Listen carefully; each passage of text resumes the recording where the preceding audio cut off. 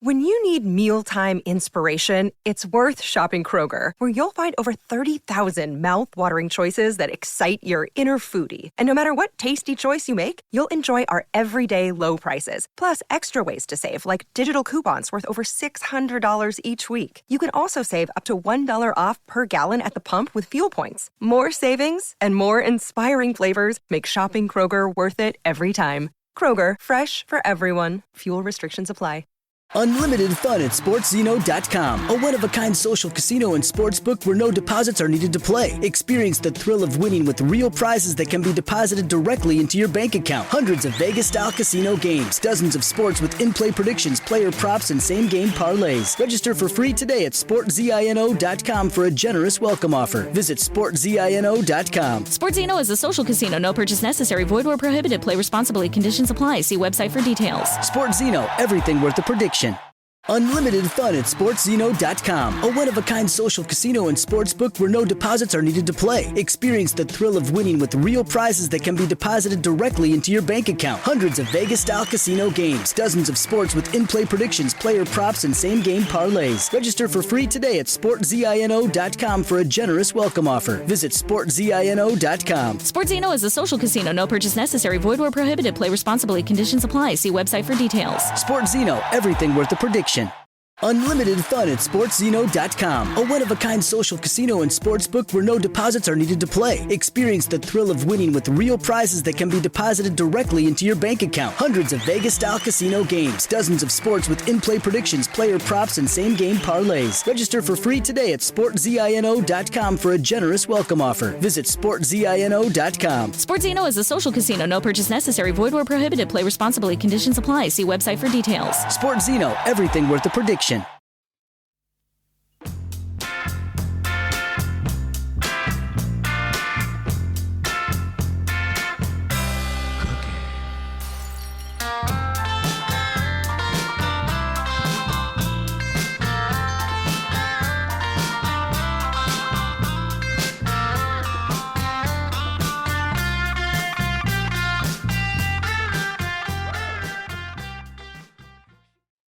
Hey, everybody. It's Weird Islanders, the podcast, back once again. My name is Dan. Mike is a little under the weather today, but we got a great guest, and we're going to talk about a player for the Islanders who I've wanted to talk about since we started doing this podcast. First, let me bring on our guest. He is the European correspondent for my favorite Habs blog, Eyes on the Prize. He's also the host of a couple of podcasts, including Habs Minded and The Dispatch, and he's just an all-around great guy. And his name is Patrik Bexell. Patrik, how are you? I'm fine, Dan. Thank you so much for joining me. Well, for joining us. I'm getting to join you guys. Fuck. I'm sorry. Oh, that's all right. An F-bomb like 30 seconds in, you know? No, you're good. But, you know, it's awesome. First and foremost, to talk to you personally. And second, also, you know, joining a pod, in some ways, it's different than hosting it, as you heard. Yes. I was going to say, you've hosted a million podcasts in your day, so that's okay. I'm good. But, you know, it's great to talk to you. We've known each other a long time. Your work has appeared on Lighthouse Hockey, and we can't thank you enough. You're sort of the unofficial European correspondent for everybody out there because you're always around the rink and doing such great work. And we have known each other for a long time. But, you know, it's one thing I've always wanted to ask you. How on earth did you become a Montreal Canadiens fan? I know they're a global brand and everything, but was there one particular player or a game or something that made you a Habs fan? Well, just for starters, it's actually Jean Believau's fault, you know, as with everything Montreal Canadian, more or less. Sure, right? But I was sitting watching an old, I mean, like I was a kid, so it's old today, but Soviet Union, Sweden game, I think it was. And, you know, when we lost 9-3, we've done a good game. It was kind of that, you know, it was 7-1, we were good. And I said, this must be the best team ever played. And my dad he's not a hockey fanatic either or anything, but he was like, you know, Montreal Montreal was a team, and they actually changed the rules because they were so good. Because you know, you didn't get to come back on the ice when they scored on the power play. Yeah, and Beliveau scored 3 goals in a power play, and I was like, you know, if Dad says that is the best team ever, I'm gonna root for them. Obviously, they haven't been since. But yeah, I mean, like there were those two years with or when they went back to back finals against Calgary Flames with Mats Näslund, obviously. Yeah. And then Roy. I don't remember Roy because, focus is always on the European player in the team. Right. So you don't remember Roy to that same degree. And then it became Roy in Avalanche, and no big Swede has really played for Montreal after that. Yeah. But yeah, so here we are. Yeah. Well, get on the roster again. Hey, if you're gonna follow one guy, it better be Jean Beliveau, right? Like he's as good as it gets. So that's that's really interesting. And one thing that I think is interesting too, as we talk about the player that we're going to talk about, is the sort of evolution of Swedish hockey. And like, the Islanders were one of the first teams to have Swedes play Thomas Jonsson, Stefan Persson. Like these guys came in, and Anders Kaller, like they played huge roles on the dynasty team, but it was still very much like a novelty to have, a Swedish player or European player on the team. By the time the 90s rolled around, and this player that we talk about is, played at the end of that decade, that was all different. And it was guys like Matt Sundin, Peter Forsberg, obviously, Jágr and Hasek coming from the Czech Republic, that made it like, wow, these are some of the best players on earth, and your team should get some of them because they're really, really good. And so, I mean, what was it, just real quick, like, what was it like watching that evolution? Like you said, I mean, you went from like hoping to lose, by 4 goals to all of a sudden your country is producing some of the best players on earth. Like, it was the World Cup 89, I think, was it 89? 87 in Vienna. And Sweden actually won the gold medal in suits. They bested Canada 9-0 in the early game, because it was a mini series between the top 4 teams at the time, and Russia didn't win with enough, or if it went 2-2 in the last game between Czechia and or Czechoslovakia, as it probably was that back then, and Russia and Soviet. And we won, and then 2 years later in Finland, Mats Sundin made a screamer and won 3-1 against Russia in the final. And it was amazing. You can't really fathom it. No. And that generation you mentioned, Thomas Johnson, was part of it. I'm too young to remember the Islanders, and I wasn't maybe too young, but I was. The media was too young at that age. Sure. Yeah, I don't think a lot of those games. But one of the highlights was meeting Stefan Persson after he was inducted into the Swedish Hockey Hall of Fame, and actually the New York Islanders retweeted my tweet of him. So that's awesome. That's cool. But I think it's the evolution there, and then you thought, I mean, like Sweden rode away for a couple of years, with the Olympic gold in Lillehammer. Forsberg's penalty shot, obviously. Everyone keeps forgetting another Islander, right? Salo. Oh yeah. Who then obviously everyone remembers for Nagano instead. Oh, I watched that live. The Nagano a game against Latvia, Belarus. Yeah, sorry. Yeah, but I mean, like, it shouldn't matter if he does that. Sweden should have been 5-1 up already. So it's not being harsh on Salah here, and everyone keeps. 94 is a weird year. Everyone remembers Forsberg making the penalty, but Salo actually saves after to win the game. And then 94 in US, it was the World Championships in football and the World Cup in football, and Sweden bested Romania in the quarterfinals on penalties. Everyone forgets that Henrik Larsson puts the penalty away. Everyone remembers Thomas Ravelli saving the penalty to go through. So one goalie getting all the credit and the other doesn't, Right. Well, the easy answer is one guy played for the Islanders and the other guy didn't. So as it's a par for the course for this franchise. But we're fans of Tommy Salo here. He's a guy we saw play a lot of. And we're going to talk about one of his countrymen, the guy who did not play very long for the Islanders, certainly not as long as Tommy Salo, or this player's own brother. And again, this is one I've been waiting to do for a very long time. So without any further ado, Patrik Bexell, will you please reveal the subject of tonight's episode of Weird Islanders, the podcast? Well, it's the ginger guy, the guy I hated growing up because he was too good at hockey. It is Kenny Jonsson's brother, a favorite interview subject of mine nowadays. It's Jörgen Jönsson, fantastic guy, always with a smile, always happy to talk. I think the first time we met a year ago, he asked me like, it took me 5 minutes to start the interview because I was just more interested in what I was doing there and why I had to speak English, and he loved it. So that's really funny. Cool. Yeah, no, I want to hear all about him because he's still a bit of a mystery man here on this continent. And I love it when we talk to a guest who disliked this person as a player, which is always fun too. However long ago it was that may just have been. too good, and so was his team at that time. I mean, like if you go to his, sorry, I'm eating an ice cream here. No, it's all right. If you go to his elite prospect side, you're gonna see Färjestad all over it, and he was the hub. He was the player. He was Mr. Bellevue in Färjestad in a way. That's awesome. He was the leader. He was the go-to guy. He was the one that, when everything is on the line, you want him on the ice. And I think he actually is on that ice in Lillehammer, I know, for the dying seconds of the game, but I think he actually is as well in Torino in order to take a playoff if necessary. I think him and Zetterberg are on the ice together. Wow. I haven't looked it up, so I might be wrong, but it is the kind of player you want there for that,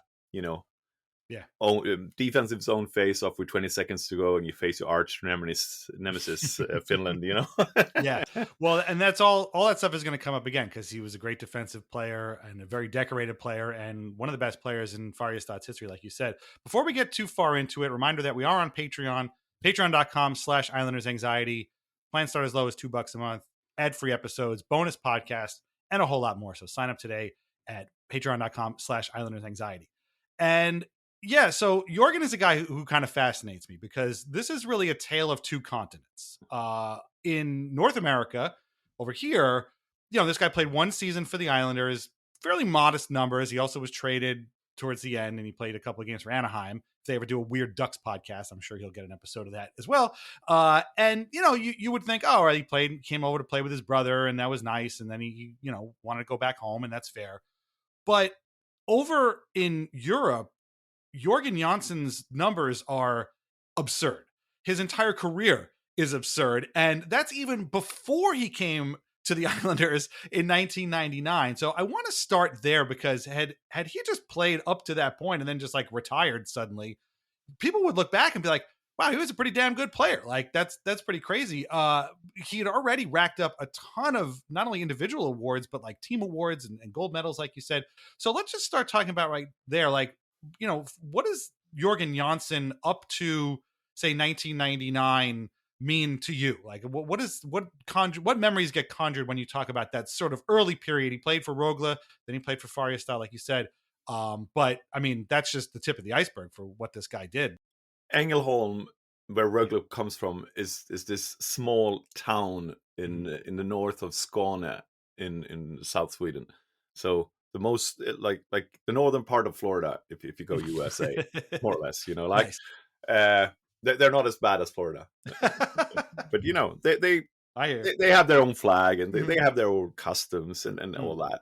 Like it's fun. It's and Rögle is playing up to it. They are the cousin from the farmland, play a little bit more of that kind of music and all that. But he is sort of part of that founding group where they actually were good, or which brought Rögle where they are today.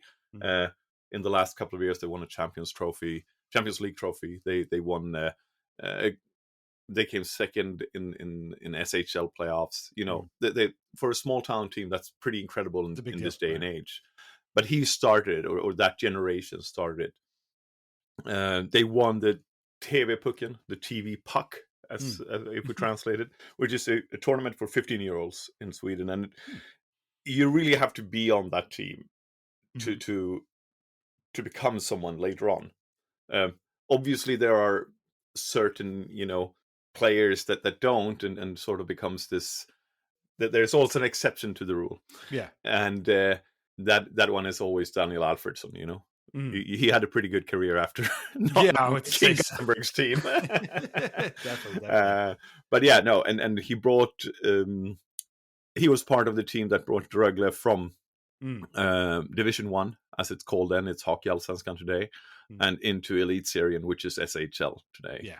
Right. And obviously he played there, and then they lost in the division and was relegated. And Färjestad swooped in 95, 96 or summer 95 to sign him. And it's let's be honest here, I don't like Färjestad, but it's probably one of the smartest moves that club has ever done. Sometimes you just got to hand it to a team that you hate very, very much, and I don't Rangers, hate it. It's the most cherished rival. Frölunda is playing Färjestad right now, and I mean, like, it's full house, 12,000 in the stands. It's going bonkers. Frölunda is in the lead as well, so it's definitely going bonkers. But like, it's all good in that regard, and I think you need that rivalry. It's like in soccer, I think it's better because if you don't have that rivalry in soccer, it's the first game I look at the start of the season. When is my team playing this team? Because that one I'm going to watch. Yeah, and for I us, that's the Rangers, and it's like, why are we only playing the Rangers 3 times this year? It's going to be like, you have that. You want to play them a bit often, but not too often. I remember being in London. I think it was Real Madrid, Barcelona playing each other 5 times in 2 weeks, and you were just tired of it. So I think it's part of that. But Färjestad, they swooped in, they picked him up. He wasn't the captain because I think Rundqvist and Loob was still playing there back then in those teams. So he learned from 2 of the best there as well. And he had already been part of that 94 Olympic Games, as we spoke about, winning the gold medal. So he had that pedigree, and it was a smart pickup, and you could build a team around that first line that he would center, and he did. Hakan Loob, like you said, we know him from his days in Calgary here. If you grew up in the 80s like I did, and so he was on that Färjestad team as well. And they won a championship at one point. He won a gold medal in the Olympics. He won a gold medal at the World Championship. So like, this guy was. Oh yeah, that's the first time they ever won the World Championship and the Olympics the same year. So they, like you said, I mean, he was a top line center. Like, the numbers are we have to be relative because like they played less games there, but 47 points in 45 games, 41 points in 48 games. It's also a defensive minded game at this stage, because you have the 1-3-1 system that was brought in order to kill off Färjestad because they were too good. but that's a perfect point. And like, I want to get to the, like, sort of the game he played was a very defensive oriented game. I remember, we're going to talk about his Islanders era in a second, but like, this was kind of the big thing with him, was like, he's a very, very responsible defensive player who also happens to have some great offensive instincts, even if he's not like the flashiest player in the league. And to me, like, I was thinking in prepping for this, he's a little bit like, again, for the old heads out there like me, like if you remember Jari Lehtinen, who was a great player for the Dallas Stars from Finland, and Jörgen's numbers were never quite as high as Lehtinen's, but it was very similar type player, a guy who was never going to give you anything on your end of the ice, on the offensive end of the ice for you, but then could just switch gears and all of a sudden, lay a great pass on somebody's stick, or, come up with a goal when you just needed one. Like, is that an accurate way to describe sort of how Jörgen played? Yeah, I think sometimes, and that goes for me as well, I'll be honest with that. You forget his offensive instincts because he was so, right. I would say, defensive astute. He was astute in his defensive end, I think is the correct English to use. But he was so smart. We talk a lot about hockey IQ. I was going to say this guy personifies it. It's interesting in that regard when I think back to it, and it shows because he's a coach of Växjö Lakers now, who is number 2 in the league, unless they lost today, which might make them number 3. Yeah, they're number 3 in the league. Sorry. Game just finished, so there's that. But it shows in the kind of players he wants there. I wouldn't call Växjö a system, but they're very, very smart, very hard to break down, very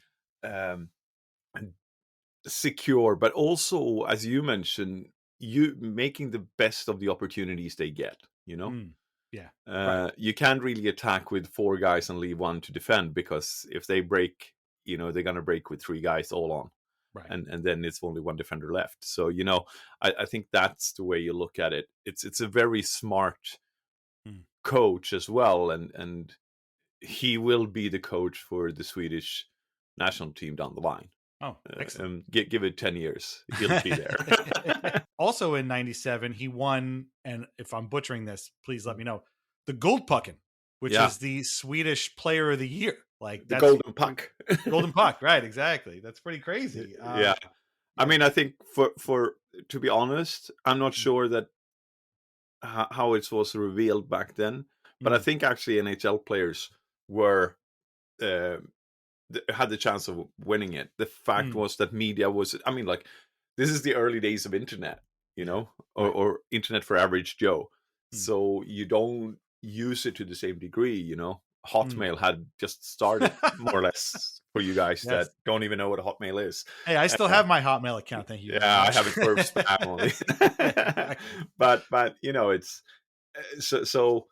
I remember in '92, I think it was, I had to open the paper, and you got like not the last night's result, you got the result from the night before, because it took a day to print it. From the NHL. So I don't know how he was arguably the best player in SHL for a couple of those years down the line, even before going to the Islanders, and that's probably why Islanders signed him late. Yeah. Well, so all right. So we've established that Jörgen Jönsson is one of the best players in the Swedish Hockey League, the Swedish Elite League. Certainly one of the best players certainly the best player on his team at that point, which had won a championship. So how the heck did this guy come to the Islanders? Well, it's a long story.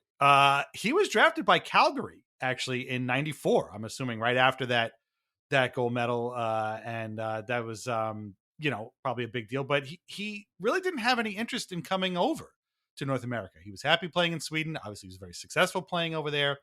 And so he had no intention of signing with the Flames, and he never did. And so the Islanders, though, had something else that the Flames did not have.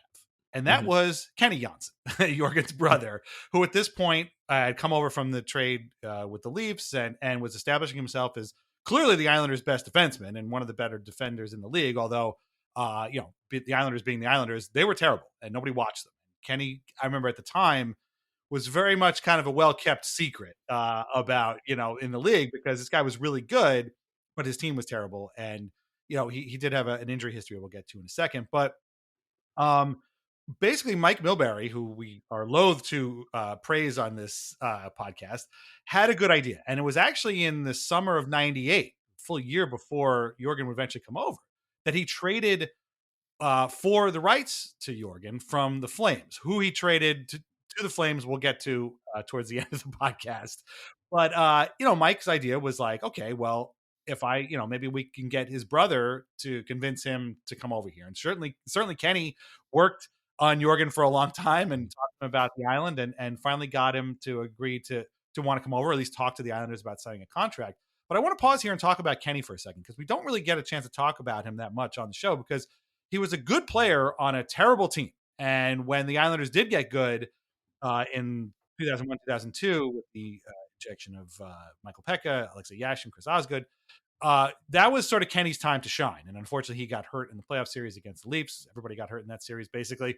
But just Patrik, from your perspective as a Swedish-based hockey writer and a fan, like, what is Kenny's sort of the viewpoint of Kenny over there? I mean, to us, for an Islanders fans of a certain vintage, he's kind of a hero, like a bit of a cult hero. But in Sweden, is he seen as sort of like a guy who played in the NHL for a while? Is he seen as one? He's going into the IIHF Hall of Fame this year, which is really cool. But like, what is his reputation sort of over there? We spoke about it prior to the podcast, and I said I don't know how to phrase this, but for the average Joe in Sweden, Jörgen is the superstar of the family. Wow. For NHL aficionados or people that know NHL, there's no doubt that Kenny is the better player. But it's as with always, if you consider if Americans go to, again, use football as an example or soccer as an example, go to Europe, you don't talk about them until they play on a really good team that wins the league, right? Right. And so you have one brother winning the league all the time in Sweden, where all the media is, and then you have the other guy playing in a not so good team. Let's say it like that, and maybe being the cornerstone of that team, because he was, and it's sort of forgotten, but it doesn't give its say to the headlines or selling the paper or the articles in itself. So he gets lost in a little bit, and he hasn't really stood out on those. I mean, it was also that at this time for the World Championships, it went into a channel that you had to pay for. Yeah. And so he got lost in that transition. When he came over, not everyone watched it, whereas just 3 years earlier, it was on national TV and we could all see it, and it was one of the highlights of the year, because that's when we got to see the Russians, you know. Yeah, no, I hear you. Yeah, well, I mean, again, it's a lot like playing for the Islanders. Like, you're playing very much in obscurity. And so I think it's but there's no doubt he deserves all the plaudits he gets. There's been, you know, the big deal with Kenny was that he played for Rögle. He came home and he didn't get to play with jumping, hashtag spoiler alert. But here, when he got home, he went back to his childhood club and played for them in Division 1. He was still part of that Olympic gold medal team in Torino as a Division 1 player, which is, that's crazy, because all the NHL pros were there, but Kenny was there as well. And I think that was a bigger feat in a way. And obviously he was one of the cornerstones on that Swedish team as well, because, everyone thinks Henrik Lundqvist was there, Zetterberg was there, and a lot of other superstars were there. But Sundin and Forsberg couldn't barely play. Sundin was old. Lidström was old. The new generation was just about to get in there. Henrik Lundqvist was, what was he, 21? Yeah. You know, and Kenny was there because he was that, maybe a little bit of a bridge in between. And he had played against all these superstars and he knew how to handle them. Then there was, I got to say this, and I love it because we never say we do it, but I can, we accidentally lost against Switzerland, I think, and in order to get a better draw. Sure, yeah. So I think we got Czechia, and then what was it? We got the fourth best team in the other pool, and then we got Czechia in the semifinal and Finland in the final. Whereas Finland had to go through US, Canada, Russia, I think. Hey, you know what? Work smarter, not harder. That's my motto. And everyone keeps saying smart. We didn't lose on purpose, and everyone goes like, "Yeah, right." It's just it's gamesmanship. We could call it that. But yeah, no, it's funny that, like you said, Kenny was on that European team, because that would be like a team or an Olympic team. That would be like an Olympic team made up of NHLers taking like an AHL guy almost. I would, probably an AHL and a career AHL guy, not career AHL, but on his decline, right? So, or Canada taking a European player that plays in the SHL or Liga or something like that. Yeah, that says a lot about Kenny's standing, I suppose. That they and unfortunately, I just had to Google it as well, because he has been ill. I don't know if it's reported over in the last couple of years, and he got Crohn's disease after blood poisoning, and I think he lost a little bit of his intestines as well. But he, I'm going down to Ängelholm quite often. Adam Engström, one of the Habs prospects, plays there. And also, I'm not sponsored, but if you ever go to Ängelholm, you need to go to the cheese shop and have their shrimp salad, because it's the best in Sweden. Hey, listen, we have a ton of Swedish listeners, ton of Swedish Islanders fans, and you heard it from the man himself. If you're in Ängelholm, go to the cheese shop and get the shrimp salad, because it sounds really good. Yeah, and everyone cares about him there. He has they have a tree outside the arena from the fans that is Kenny's tree. Excellent. He's not in the arena though, and that's unfortunate. He might be, but not where I sit, and in the media section. But if he were to be in the arena, he would probably be on the jumbotron every minute. Right. They'd probably show him more than the game, especially this season. Yeah, no, we know he was having some health problems, and we wanted to talk a little bit about when he came over to get added to the Islanders Hall of Fame. He wore a tuxedo, and it was a whole big thing. And it was I think he might be the last person they added to the Islanders Hall of Fame, which is a shame. They should bring that back. And yeah, we reported that a little while ago that he wasn't feeling well, and obviously, again, we send our best wishes to him and hope that he can see the sort of joy that he brought to a lot of people, like you said, like people in Rogla, like Islanders fans. I don't know if he even thinks that we think about him, but we do. I'm sure he knows. Yeah. It's hard to miss. I mean, Yeah. you're a rowdy bunch. Yeah. Oh yeah. I say that with a twinkle in my eye. We're good rowdy. We're good rowdy.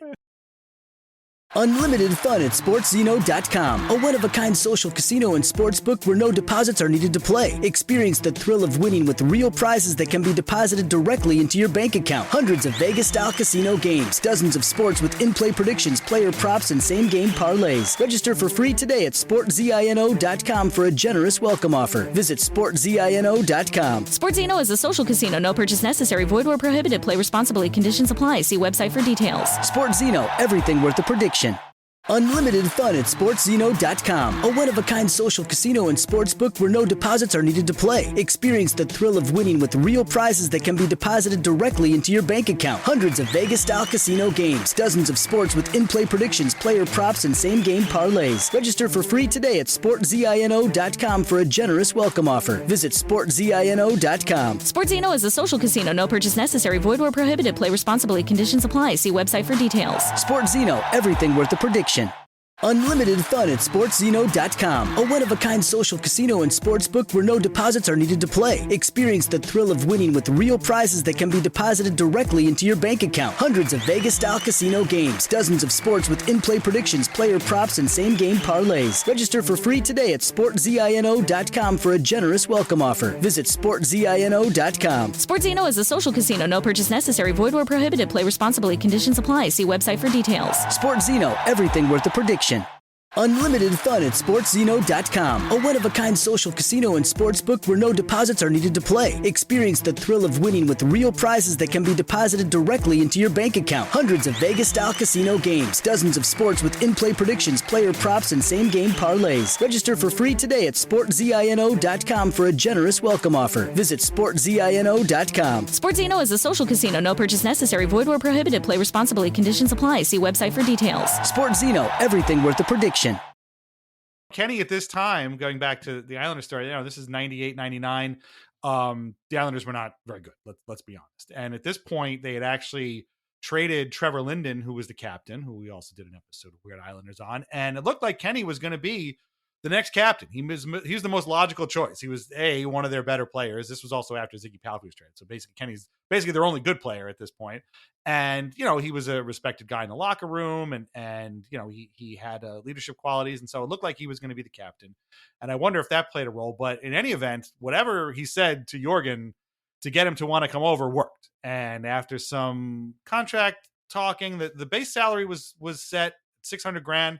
They worked out some bonus money, and Jörgen finally decided to come over, and he finally signed in 99 in the summertime, and they got him here as a center. Now, this guy wasn't billed as, some kind of offensive dynamo, but he was billed as Kenny's brother, but also as a good defensive player and, a player that could bring, he was 28. So it wasn't like he was, a young kid, but like he was billed as a guy who could bring certain sort of stability to a team that was looking for any sort of veteran help whatsoever. Do you have any memory at all of like Jörgen signing with the Islanders or hearing about this in the paper and being like, no, of course not. I didn't think so. But I seem to recognize that it happened. Yeah. And I also think, we were keenly aware when he got traded halfway or at the deadline, I think, that he was coming back. It was an open secret, more or less. Yeah. And, definitely. And, Färjestad,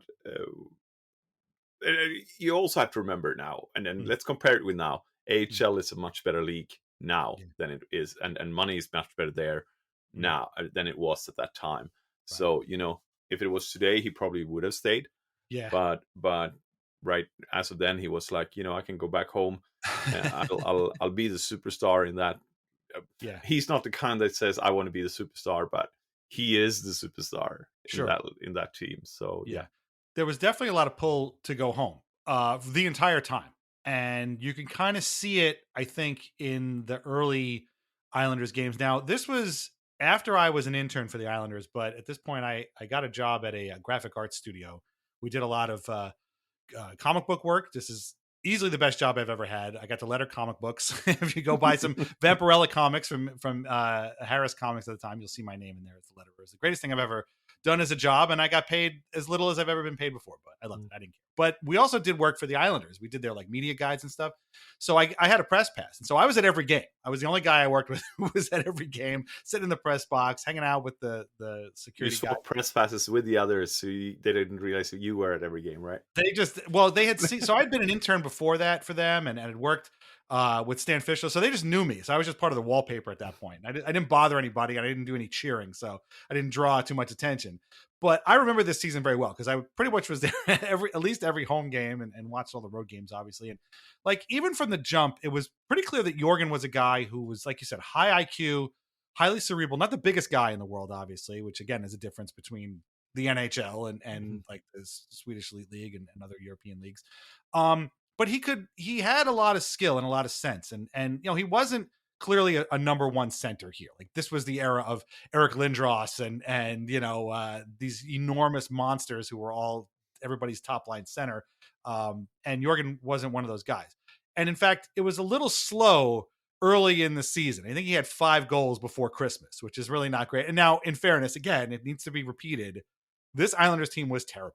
They won only 24 games that year. They were dead last pretty much the entire time. They had no hope. But you could see that, like, I think this guy's pretty good, but the specter of going back to Sweden was always there. It was always like, how long are we going to have this guy for? And this is going to come into play in a minute. But what's kind of funny is that halfway through January, something changed. And all of a sudden, Jörgen Jönsson turned into, for a couple of weeks, Wayne Gretzky. A big three-point night for Jörgen Jönsson, who has made great strides adjusting to the NHL after coming from Sweden. With his brother and captain out with a concussion, Jörgen continued to be an offensive leader against the skilled Penguins. And Jörgen Jönsson keeps it away from Yager. Now he's ahead of the field. He shoots. He scores! Now here it comes. Stretches there, then stretches again to get the puck out. Now lifts the stick, and there he goes. 3 beautiful plays, and then the shorthanded goal. That's a spectacular effort by Jörgen Jönsson. Broken up by Jörgen Jönsson, who's had a tremendous game. He's really been something. Here they go, 2-on-1 shorthanded. Jönsson with Lapointe, sliding back. Lapointe a drive, score! The second shorthanded goal of the game for the New York Islanders. It was a 2-on-1. They let it turn into a 2-on-2 just so they could get this play going. Clever ruse. Oh, yeah, beautiful play. Jörgen Jönsson has been some kind of player in this game. The Isles look for 3 straight at the home of the rival Rangers, but Broadway was still buzzing over the recent exploits of the red-hot Czech line. The Czech line do it again. That shot is blocked on a chance. Hat-trick score! Hat-trick, Halavish! And it's 5-2 Rangers, and here come the Hacks. And against the Islanders, Jan Halavish combined yet again with his countrymen.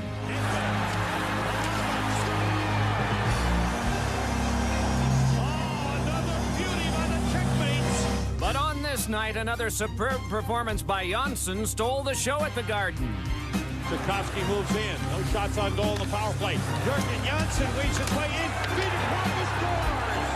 Jason Krog. First NHL goal for the Homie Baker Award winner, Jason Krog. Well, Jörgen Jönsson looks like Wayne Gretzky in this game. What a pass he made. Look at that pass. Gorgeous. And Krog blasted it quick. Islanders continue their strong play.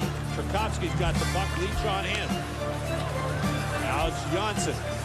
Nice move. Here he comes. Set up, they score. Biron off a great feed from Jörgen Jönsson. He's sliding through. Nobody can hit him. Nobody can get to him. And he's owned the game. 9 points In his last 3 games. And here comes Colton White for the empty net. He scores. The Islanders have earned it. Jörgen Jönsson put on a clinic. Boy, he looks like Stan McKean out there, doesn't he? I mean, he's playing just terrific. He's on a real roll. I mean, he's just making great plays. I mean, really, since Christmas, he's been a much different hockey player, much better hockey player. So it's no surprise that pucks are starting to go in. I don't know how this happened. Maybe he was feeling like, he was more comfortable now. But he went through a stretch. He was named NHL Player of the Week for, I think, the last week in January. And he was just out of his mind. He played great games. He was all of a sudden a threat shorthanded, which is something you mentioned before. He single-handedly kind of helped the Islanders destroy the Rangers at the Garden one time, which is always, great way to get Islanders fans' attention and love.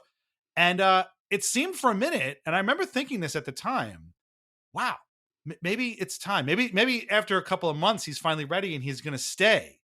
But it didn't really work out that way, unfortunately. And like you just alluded to, Mike Milbury didn't know that he was going to stay or not. I don't think he knew if he was going to stay or not. And nobody really knew. And so he had to do something, and because he was going to walk away, and he ended up trading Jörgen to Anaheim, who also missed the playoffs, by the way. So I don't know why this trade actually happened. Well, if you're going to play hockey, you want to be in California, right? Yeah, exactly. Come on, you go practice hockey, go to the beach. Right. Maybe I'm going to the tennis court. Oh, it's always sunny. That's how the Florida teams are working it now. Maybe he had little kids and he liked the jersey. I don't know. This was when they were the Mighty Ducks, of course. Yeah. But Mike traded him to Anaheim for Johan Davidson, a guy we'll talk about in a second. Oh, did they trade Johan Davidson for that? Yeah. Oh, that's a good trade. Well, he's the star as well. All right, let's talk about Davidson. So it's so funny. Here we are. We spent 30 minutes now talking about how great Jörgen Jönsson is in Sweden and how, his NHL numbers may not have shown how great he was there. Johan Davidson is the same exact thing. And in fact, we'll talk about it in a second, but Jörgen right now is third all time in Swedish Elite League scoring. Guess who's second? Johan Davidson. It's so funny that these guys, this should have been a blockbuster 1-for-1 superstar for superstar trade, except this happened in North America. With this trade, let me ask you this. If this trade had happened in Sweden, what would the result have been? I mean, would this have been like chaos? Like, oh my God, what is that exploding head emoji all over? No, I mean, and Johan Davidson is so engraved into HV71's fabric, it's insane, just like Jörgen is. And correct me, I don't have it in front of me, but is Joel Lundqvist the top scorer in the whole of SHL now, or is it the guy from Skellefteå? Let me look it up. I have it right here. Because it would be funny if it's Henrik's brother that is top scorer. No, it's right now it's Fredrik Bremberg. Yeah. Okay. Yeah. No. But yeah. No. If we traded players in Sweden, it would have been a fair trade, but it would have been a crazy trade. Wow. It would have been. I wouldn't say PK Weber, but something along those lines. Yeah. It's so funny that these guys are traded together. And again, I remember this, and I remember thinking oh yeah, Davidson, I know him. He plays for the Ducks. He's like a kind of a depth guy. And I'm looking it up, and sure enough, I mean, he played 14 games for the Islanders, had 2 goals, 4 assists, 6 points, and then he was gone too. And in looking it up, I had no idea that this guy had this kind of reputation. I knew about Jörgen's, but Johan Davidson he's a bonus weird Islander in this podcast. It's the same exact thing. You get it all. Yeah, basically. So that was pretty nuts. But anyway, I get why Milbury had to trade Jörgen. He tried to get something. He did get something, and that guy did the same exact thing that Jörgen was going to do, which is just walk away at the end of the season. Which is fair for both teams, though. Absolutely, yeah. And, it just they talked to Kenny when they made the trade, and he said, he wasn't upset. He understands the move, and he knows that his brother's most likely going to return to Europe at the end of the season. And again, you can't blame these guys for wanting to do this. Long Island is a far place away from where their home is, where their families are. It's a new country. Obviously, his brother's there, which is great. And we're going to talk about that in a second. But I don't think it was, I don't think it's shocked anybody that he left. It was kind of a bummer, honestly, because again, I thought he was finally hitting his stride after winning the NHL Player of the Week. By the way, he went pointless for 12 games, so it might have been just a hot streak there. But I can imagine this was probably a weird time in his life. Do you remember at least him coming back. He did, of course, went back to Färjestad and basically resumed his career as if nothing had happened. Do you remember like him coming back? Was that like a big story? That like, oh man, yeah, that was huge. Färjestad was already good. I don't remember Färjestad ever being bad. I know there is a season somewhere where they were bad. I'll be honest with that, but I can't pinpoint it. But they're always been good in my life, more or less. I think, did they go down to Division 1 year and then just went straight back up? But it was a big deal, Jörgen coming back. And this is arguably the best player SHL had the year prior to him leaving, and then him coming back after a year. Yeah, huge. And I think it shows, because didn't Färjestad win the year after that as well? Yeah, it was, they won. So he goes right back, and like I said, he picked up right where he left off, and he ended up winning again another championship in, I think, 2002. So not that year, but the year after. And I think so then he keeps playing there. His points are just as high as ever. Yeah, they lost the final. Yeah, he was in the All-Star team. He got the bronze medal that year. Yeah. And then in 2009, which would be his last year as a player for Färjestad, they won again. So he ended up winning 2 more championships in the SCA. Which and the best award actually that we have here. I hope they still have it. I don't know, because I don't watch SHL enough. But he got the Knight of the Rink. Oh wow! Like the Gentleman of the Year. But he's knight, like he's a knight. He's chivalrous. Right, I did read about that. That's sort of like the Lady Bing trophy. Yeah, it's kind of the gentleman. Just a better name, though. Yes, the Knight of the Rink. That is awesome. I mean, you could call him that. But yeah, so I mean, I can imagine like coming back and being sort of the conquering hero was probably another. I guess he's not a guy who like seeks this sort of out, but I'm sure that weighed in his mind too. Like, if I went back there, holy crap, this is going to be a big deal. And I guess it was. And again, they were immediately very good again. He was immediately very good again, and he played out his career at the place where he made his home, and now was going to end up being. They retired his number immediately after he stopped playing. So 2009, he wins a championship, he retires, and they immediately retire his number. That's how big a deal it was. He ended up winning 5 of these Lamont trophies as a championship over the course of his career. And then he becomes the GM. So now this is where, oh, by the way, he also threw in another Olympic gold medal in 2006. So, and another World Cup. With the pros there. Yes, right. Right. So they brought him back to play with the NHL pros. So, I mean, again, a tale of 2 continents. This guy played 1 season for one of the worst teams in the NHL.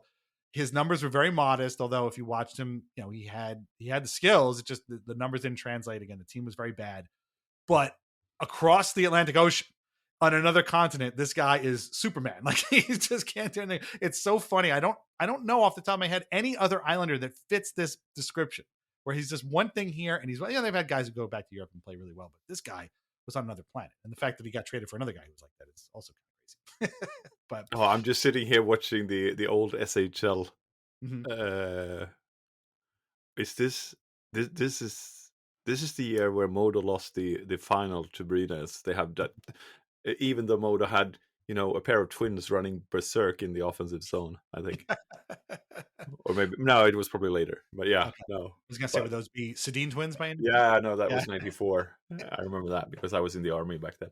Oh. Yeah. We have conscription in Sweden, and we joined NATO, so all good. That's good.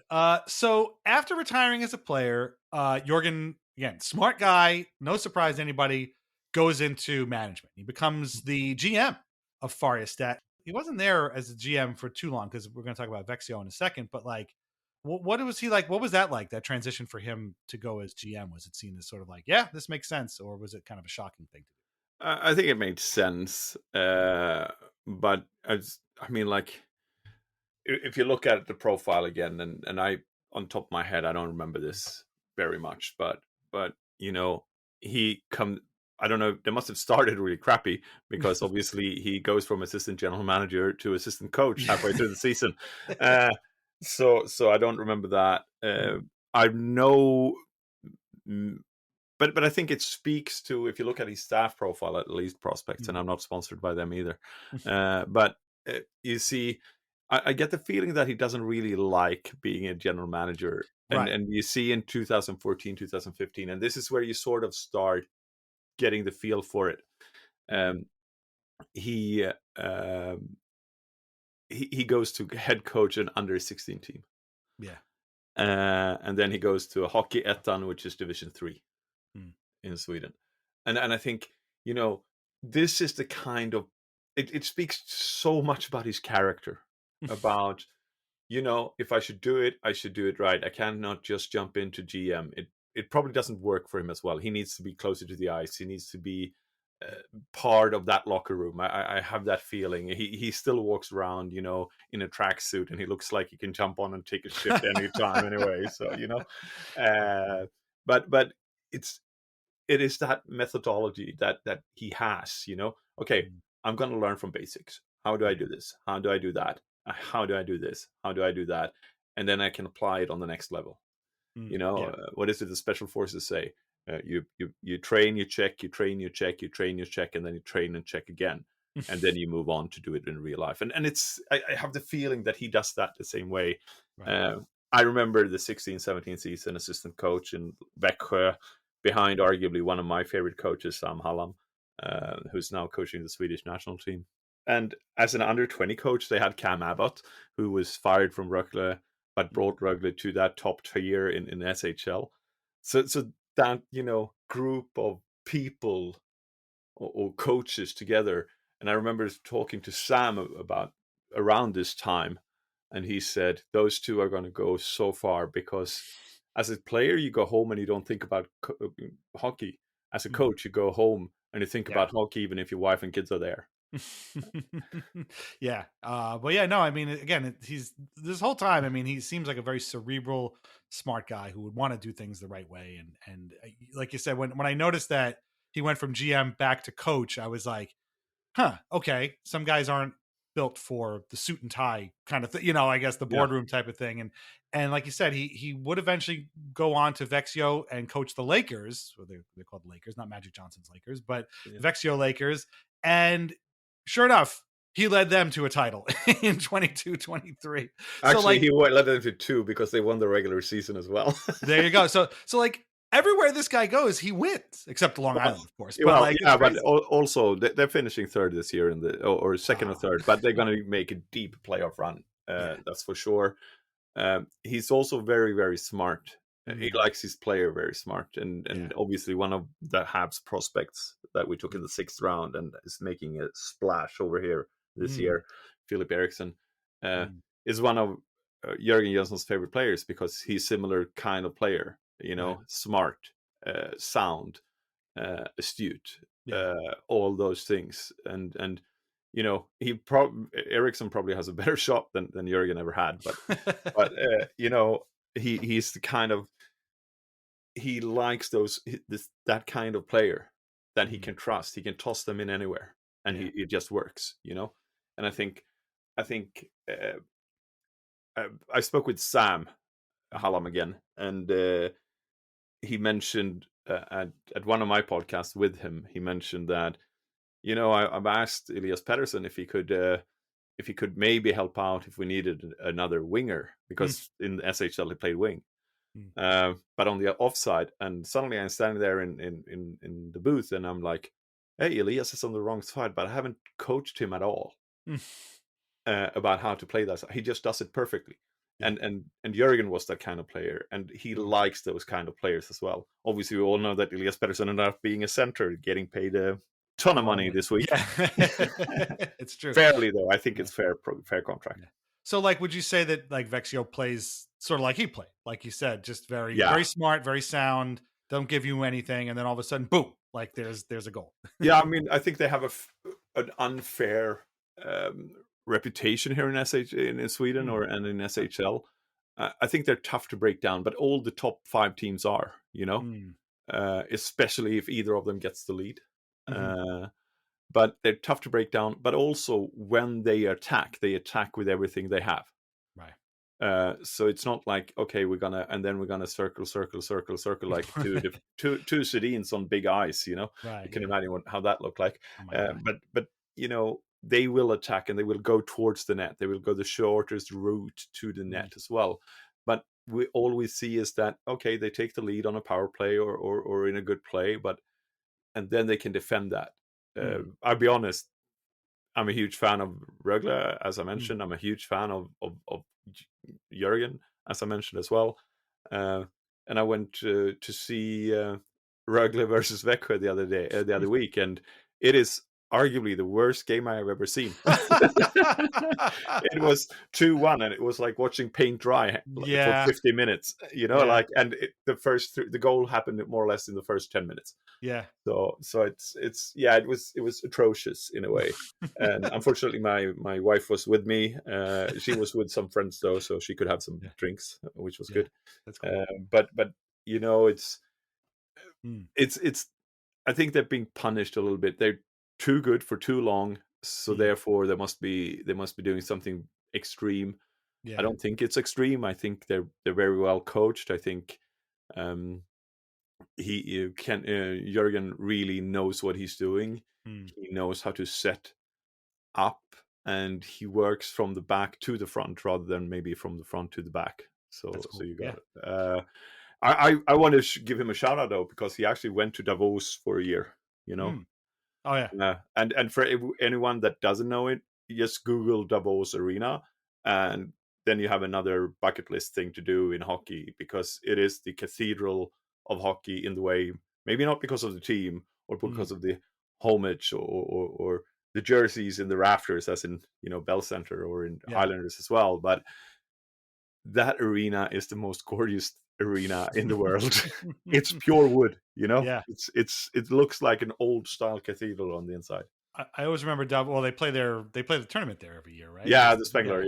The Spengler Cup, right? But I remember like Davos. Whenever I think of that, I think of Joe Thornton playing there during the lockouts and stuff like that. But I've heard of it. It's like an amazing thing, and if you are in Europe and you haven't gone, you definitely should. And if you're planning to go, you should check it out. It's funny, your descriptions of his teams remind me a lot of the Barry Trotz Islanders, and there have been a few games under Trotz, and we love Trotz here, but like there have been a few games where you'd be like, this is the most boring game I've ever seen. But like when your team wins 2-1, you're like, that was great. Dude, let's do that again. I'll be honest, even Kenny after that, or even Jörgen after that, was like, no, it was a bad game. Well, it's good that he can recognize it. Well, again, smart guy. And then, he's honest. I think that is also one of his traits. He's always been honest, and you might not like him. I think everyone does, though, in Sweden. You might not like Färjestad, but you like sort of Jörgen Jönsson anyway. And it's the player you want on your team, but you hate the opposing team having him. Absolutely. But he's also always been honest. So I think you respect that. You might not like the team, but you get or like the person, but you always respect the player. And I like him as a person as well. So it's easier in that regard, maybe. Yeah. Well, that's a perfect segue to kind of get to the end game here, and that's that you have interviewed Jörgen multiple times as a coach. You say one of the Habs prospects plays down there, and you actually when we were setting this up, you were like, "Oh, I'm actually going to be talking to him in a few days. Do you have any questions to ask?" And I was like, my brain just exploded. I was like, "Oh my god, I have a million questions to ask." But why don't we just stick with one, which is like, what does he remember about playing for the Islanders? And you have a clip, just like real quick before we play the clip, like what was it like asking him? What did you said that he was like, he almost lit up in a way that he laughed about it.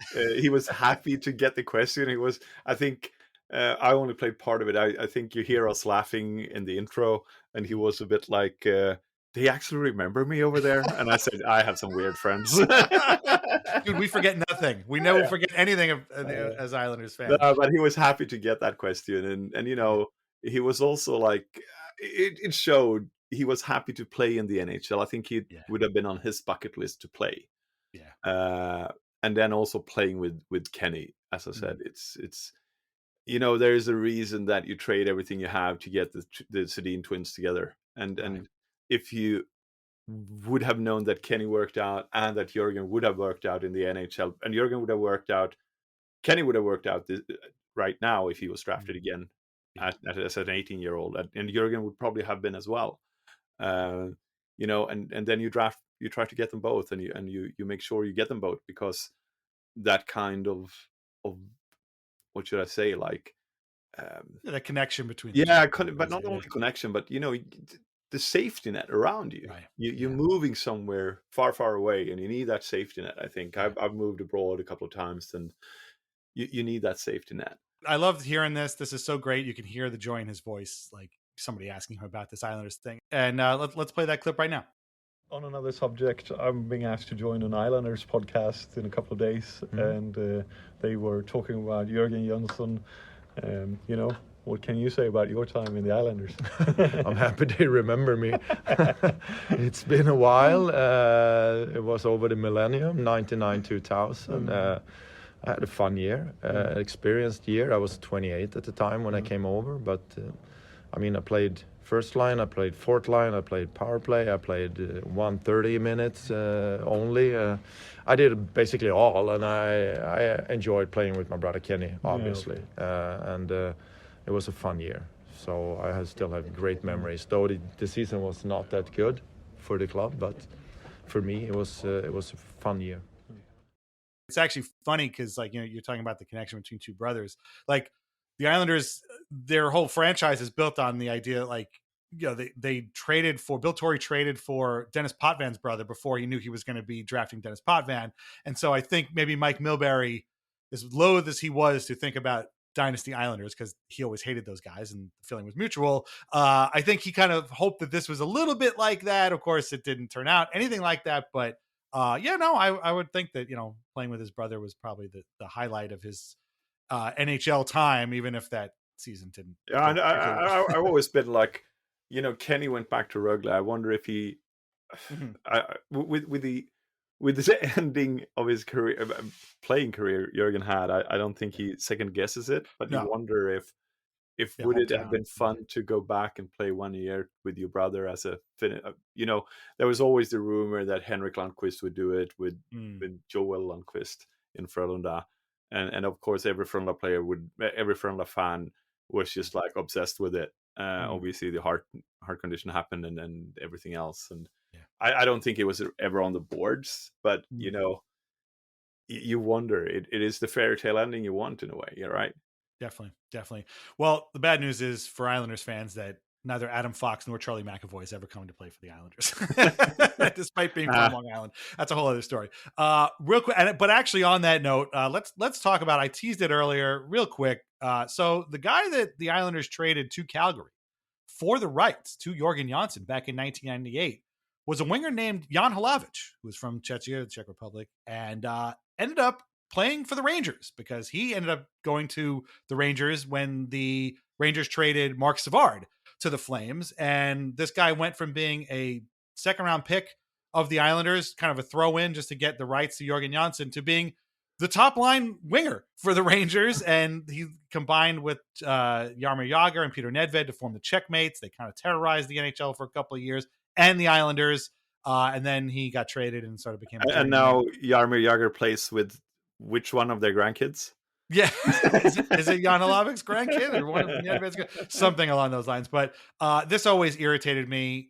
Hlavec didn't do anything wrong, but he always annoyed me because of this. Because, like, oh, come on. You always have those players, though. Oh, yeah, I hate that. But anyway, so we had to throw that in there. I guess he's technically a weird Islander because they drafted him, but never played for the Islanders, just for the Rangers, Flyers, and a bunch of other teams that terrorized them. But anyway, no thanks, Jan Hlavec. You're cut off. We're throwing you out of here. Okay, let's wrap this up, Patrik. This has been so much fun.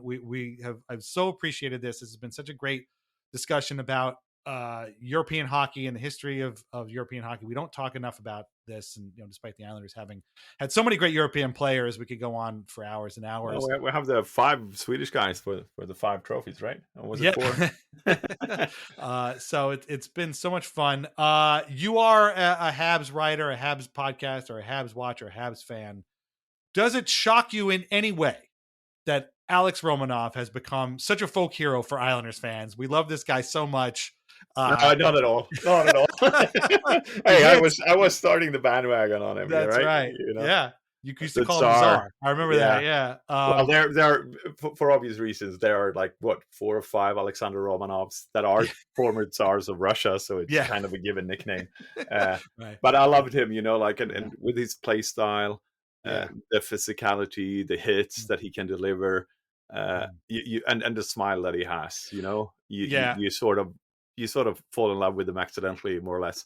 I think the only little thing, because I was actually in Riga to do an interview with his coach in CSKA at the time, and I think Montreal was just so afraid he was going to sign a long contract with CSKA, so they brought him over a little bit too early, and they looked at what he was doing in the World Juniors and tried to mold him into that, European offensive-minded defenseman, where he should have stayed in CSKA for, if you could have forced it 2 more years, learning the trade, being that defensively secure defender, and leading his troops from behind a little bit, like the old Tsars did. And but yeah, I love him. I still do. I still think we got the better of the trade. Well, listen, I forget who it was, but I'm sure he'll become a superstar, because again, that's how it works with Islanders. We traded him for Kirby Dach, right? Yeah. Oh yeah. I mean, in a 3-way trade in a way. Like, we got your first round pick, and we traded that one for Kirby Dach. Yeah. So he's been pretty good when he's healthy. He's he's good. We hope that he get a full season next year. Exactly. But Romanov is so much fun on the ice. He fits the Islanders perfectly, and he's been very versatile too. He's played a lot with Noah Dobson, but he's been moving around a lot. But look at his skating. That's some of the best skating I've ever seen. The way he moves his feet, his edges inside and outside are extremely good. Yeah, very, very mobile. I think more mobile than we expected. But I think what's really put him over the top with the Islanders fan base is, like you said, I mean, if you follow him on Instagram, it's basically just pictures of him, his wife, their baby, and Ilya Sorokin, who's like his boy, from Russia. And so like they're this kind of weird, almost like sitcom vibe. You just kind of want to hang out with them. It's like, and wear t-shirts and jerseys and stuff like that. They seem like a good bunch, and I think having Ilya there is probably good for him as well. Definitely. Seems like a big goofball, but they're having a good time. And Patrik, this has been so much fun. I can't thank you enough. It's been great getting to know you on Twitter, and your work is so great. And we appreciate it. Mike and I always talk about the connection between the Islanders fans and Habs fans, and Dynasty recognizes Dynasty. So we always have a great connection there. Tell everybody where they can find your work, and if you're not following Patrik, you should be. But definitely let everybody know where they can find you. Well, I'm not as much on the X as I was on the Twitter, but that's where you find me, and it's Seb_Habs. And you find me Patrik Bexell. There's only one of me around, I think. so I can't really hide, but ask questions. I'll try to answer them truthfully. If you have any prospects that you want to get to know a little bit better, I don't know what happened for you guys at the deadline, or which players you drafted, but I'm always happy to help out, and if everyone just get along, world would be a better place. I agree. And we're going to be peppering you. Once this goes live, you're going to get peppered with a lot of questions about Calle Odelius. So start boning up now, because he's he's in Färjestad as well, isn't he? Oh, yeah. Oh, right. I didn't even realize that. There you go. Look at that. I didn't even realize that. Perfect ending. Perfect episode. This is so great, Patrik. Thank you so much. We really appreciate it. I hope you had a lot of fun. I have had a ton of fun. It's great to get to know you personally as well, Dan. It's been, I don't know, 5-10 years? Long time. But, let's not mention years. Let's we feel secure around each other. Exactly. I would say so. And if you ever get to UBS Arena, which is also a very nice arena, although not Davos nice, your beer is on me. So let me know. And likewise, when you come over here. Definitely. Take care. Sign up at patreon.com/Islanders Anxiety for ad-free episodes and bonus podcasts. Follow us on Twitter at Isles Anxiety Pod. Leave us a review on Apple Podcasts and at Spotify. Our theme song is Knuckles by Bjorn Falk. Listen to more of Bjorn's music at Bandcamp and at Spotify. Read Lighthouse Hockey every single day for your up-to-date Islanders news and discussion. We are part of the Fans First Sports Network at fansfirstsports.com. Shop vintageIceHockey.com. Try wines from the Pinot Project. And as always, we will talk to you in a couple more weeks with another Weird Islander. Until then, keep the Islanders weird. We'll talk to you later. Bye-bye.